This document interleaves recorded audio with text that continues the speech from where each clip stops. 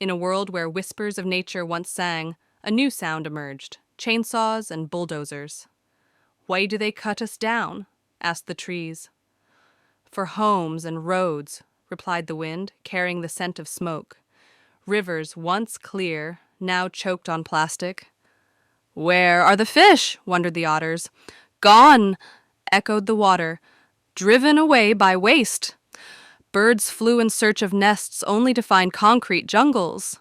"Where's our sky?" they cried. "Lost," answered the clouds, "to progress." Yet hope lingered. "We can change," whispered the earth, "if only they listen."